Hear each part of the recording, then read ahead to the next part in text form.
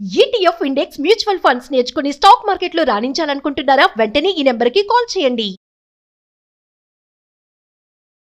నమస్తే రమగారు. నమస్తే జయ. రమగారు, ఏదైనా ఒక మంచి కథ చెప్తారా? అపూర్వ ఘటన సంగతి చెప్తాం. ఓకే. చాలా రేర్గా కొన్ని విచిత్రాలు జరుగుతాయి. అసలు అలా జరుగుతుందని కూడా మనం ఊహించాం. మనకు కూడా జీవితంలో ఎప్పుడైనా మన చుట్టాల్లో పక్కాలో ఎక్కడో తారసపడుతుంటుంది. ఓ పెద్ద వ్యాను ఒక బండి కుర్రాన్ని గుద్దేస్తుంది. ఈ మధ్య చూసాం.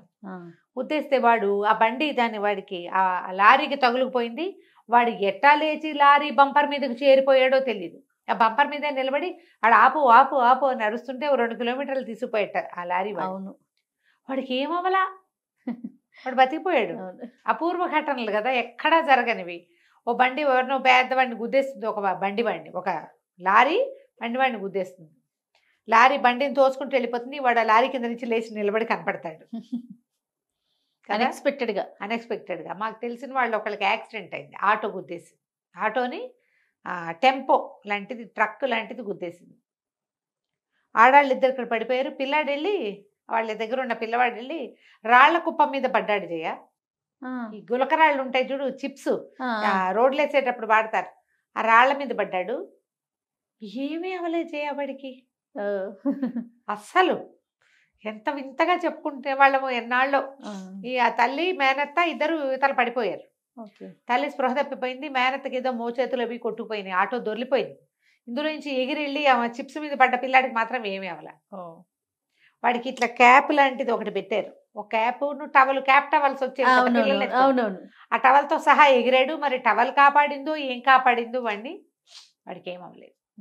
గీత కూడా పడలా. సూపర్. బేరమని ఏడిచాడు. ఎవరో ఎత్తుకున్నారు.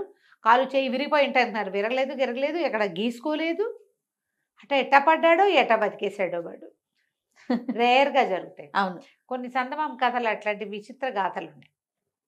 పూర్వమట అది ఏదో దేశంలో ఒక సంపన్న గృహస్థుండేవాడు. భార్య అంటే పంచ ప్రాణాలట. చాలా ప్రేమగా ఉండేవాడు. ఒక 5-6 సంతానం, ఒక 25-30 మంది పనివాళ్ళు, పెద్ద మేడ, పెద్ద వ్యాపారం, గందరగోళంగా బోల్డని ఉండేది. అయితే ఒక 38-39 సంవత్సరాలు వచ్చాక భార్య ఒకనాడు పెద్ద కేక పెట్టి గిలగిలా తనుకుని కాళ్ళు చేతులు కొట్టుకుని బిర్ర బిగిసిపోయి అయిపోయింది. విచిత్రమైన జబ్బు. ఒళ్ళు చల్లబడిపోయింది, శ్వాస ఆగిపోయింది. మొహంలో ప్రేతకళ రాల, మొహం కళ్ళగానే ఉంది, కానీ మనిషి ఇట్లా బిగిసిపోయింది, అయిపోయింది. దాంతో అందరూ వలవలా ఏడ్చారు. పిల్లలు అందరూ దగ్గరే ఉన్నారు. ఆవిడని సమాధి చేశారు. అయితే ఈయన ఏం చేశాడు, ఆవిడ నగలన్నీ తీసేశారు, కానీ ఒక రవ్వల ఉంగరం ఆవిడ వేలికి పెట్టేట. అవన్నీ నగలు తీసేస్తే కాదని పెట్టాడు. పెడితే చుట్టాలు పక్కాలు అందరూ అన్నట్టు, ఎందుకు రవ్వల ఉంగరం పెడతావంటే, నేను నా భార్యకి కాదు, భార్యతో ఉండడానికి పెట్టాను. అది ఆమెదే. ఆమె జీవించున్నా మరణించున్నా సరే ఆ ఉంగరం ఇంకా నేను ఎవరికి పెట్టాం. ఓకే అని చెప్పేసి మంచి ధగధగలాడే వజ్రాల ఉంగరాన్ని ఆమె డెడ్ బాడీకి తొడిగాడు, భౌతిక దేహానికి. సరే, అక్కడి నుంచి ఏం చేశారు, చక్కగా గౌన్లు వస్త్రాలు ఏవో చేశారు, బాక్స్లో పెట్టేస్తారు కదా, పెట్టేశారు. సమాధిలో దింపుతుండగా ఈ పైనున్న బల్ల కొంచెం జరిగి ఆ దింపడానికి సహాయం చేసే ఒకడి కంట ఈవిడ ఉంగరం పడింది.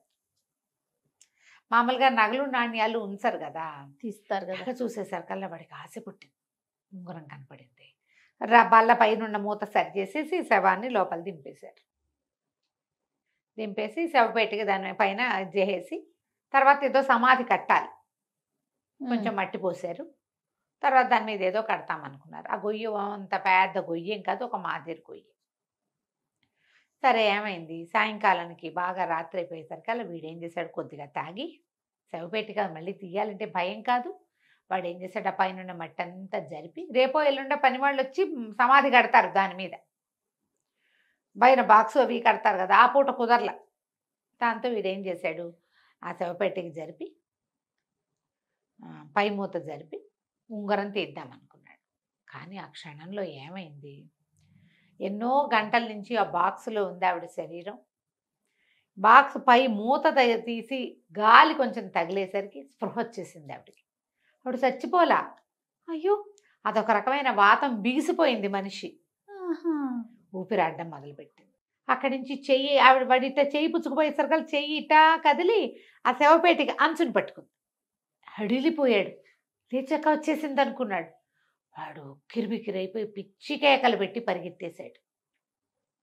ఆవిడ సగానికి ముప్పాతికి తెరుచుకుపోయిన ఆ పేటికి పెట్టెని ఎటాగో తోసి లేచి నిలబడి ఏం బట్టలు వేసుకున్నాను నేను, అసలు నేను ఎక్కడున్నాను అని ఆశ్చర్యపోయింది. మెల్లిగా ఎట్టా గొట్ట ఈడ్చుకుంటూ నానా ప్రయత్నం చేసి ఆ గోతులోంచి బయటపడింది. చూస్తే చుట్టూతా అన్నీ తెలుస్తున్నాయి. ఓహో, నన్ను ఇక్కడెక్కడో పాతిపెట్టి చచ్చిపోయాను అనుకున్నారు కాబోలు అని చెప్పి కేక ఇద్దాం అనుకుంది. ఆవిడకి నోటి నుంచి మాటే రావట్లే. ఆవిడకి పుట్టాడు జబ్బు చేసి చచ్చినంత పని అయింది. పైగా ఇన్ని గంటల నుంచి ఎప్పుడో పొద్దున్న జరిగింది. రాత్రి దాకా తిండి తిప్పలు ఏం లేవు. కనీసం ఇంట్లో ఉంటుంటే ఏసాలైనా పెట్టేవాళ్ళు, నోరు పగలు తీసి ఏదో ఒక పోసేవాళ్ళు. ఇదేమిది పోతా ఏమీ లేదు. ఆవిడ ఎట్టాగొట్టా ఈడ్చుకుంటూ ఆ శరీరాన్ని మోసుకుంటూ మెల్లిగా ఈ సమాధులు అవి కట్టే దాంట్లో నుంచి బయటకు వచ్చి, చెప్పులు లేవు, ఎట్టా గొట్ట మెల్లిగా తమ ఇంటి వైపు దారితీసింది. సాయంత్రం అంతా ఏడ్చారు పిల్లలు, సొమ్మసిల్లి పడి ఉన్నారు. భర్త ఏడుస్తూనే ఉన్నాడు. ఆయన ఇంకా నిద్రపోలే, మేడ మీద ఉన్నాడు. ఈవిడ మెల్లిగా వెళ్ళింది. వెళ్ళి సరే దగ్గరికి వెళ్ళింది. ఇంటి వాకిట్లోకి చేరింది. వాకిలి తలుపు. ఒక పనివాడు ఒకడు పాలు గిన్నెలు పెరుగులు మీగళ్ళు అవి సవరించుకుంటూ తిరుగుతున్నాడు. వాడు ఒక్క రవ తొత్తరపాటు వాడు, కొంచెం వాడు పని చేసుకుంటున్నాడు. ఈవిడేం చేసింది, వెళ్ళి వాకిలి తలుపు కొట్టింది. ఎవరు ఎవరు అన్నాడు. నేనేరా అమ్మగారిని, తలుపు తీరా అంది. అర్థం కాలే. అన్నాడు. అమ్మగారిని రా, తలుపు తీరా, మేడంని రా అని చెప్పింది. చెప్పేసరికల్లా వీడేం చేశాడు, మేడం పొద్దున్న చచ్చిపోయింది, ఆవిడని సమాధి చేశారు, అది వాడి బుర్రలోంచి వెళ్ళిపోయింది. బుర్రలోంచి వెళ్ళిపోయింది. తలుపు తీసాడు. తీసాక వాడికి తట్టింది. తలుపు తీసేశాడు. తీసేసి ఆవిడ అటుకేసి అట్లా చూసిన ఆవిడ నీరసంగా చేతులు వేళ్లాడేసుకుని నిస్త్రాణగా నుంచుంది. ఆ గౌను ఒకటి పెద్ద గౌను వేశారు. ఆ గౌనంతా వేళ్లాడిపోతుంది. వాడు అలా చూసి, అంటే తలుపు తీయాలో వద్దు, అయ్యగారిని అడగాలండి అన్నాడు. వీడు నిర్కాంతపోయింది. నా ఇంటికి నాకు తలుపు తీయాలో వద్దో వాడిని అడుగుతానంటాడా వీడు? ఏమన్నా మాట్లాడదామంటే ఆవిడ సత్తా లేదు. ఏం చెయ్యాలో తెలియలా. అయ్యో, ఈ నా చావుకు వచ్చిందే నా చావు, ఇప్పుడు నా ఇంట్లోకి నేను వెళ్ళాలన్నా పర్మిషన్ కావాలి, ఏం చేస్తుండ్రా దేవుడా అని ఆవిడ నీరసంగా చూస్తుంది. కానీ వాడు చటుక్కి తలపేసేసాడు. పరిగెత్తుకుంటూ వెళ్ళాడు. పైకి వెళ్ళాడు. పైకి వెళ్ళి అయ్యగారు అయ్యగారు అంటే ఆయన చచ్చేలా ఏడుస్తున్నాడు. వాడిని చూసి కళ్ళు తుడుచుకున్నాడు.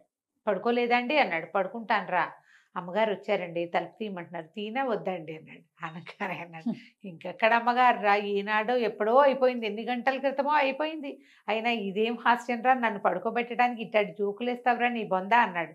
అబ్బే జోక్ కాదండి, అమ్మగారండి కింద ఉన్నారండి, తలుపు తీయమంటారా అండి వద్దంటారండి అంటాడు. ఇది అమ్మగారు ఎట్టా వస్తుందిరా నీ బొందా, అమ్మగారు వస్తే అమ్మగారు రావటం అంటే మన గుర్రాలు మెట్లెక్కటం రా, గుర్రాలు మెట్లెక్కినాయంటే నమ్మగలవా, అలాగే అమ్మగారు వచ్చంటే నమ్మలేనురా, వేసిన జోకులు చాలే, నువ్వో నేను పడుకుంటానులే అన్నాడు. వీడు గుర్రాలు మెట్లెక్కటం మీద పోయింది వాడి మనసు. ఆవిడ వాకిట్లో నుంచుంది, తలుపు తీయమంటుంది, వాడికి తట్ల, వాడు కొంచెం అయోమయం వాడు కదా.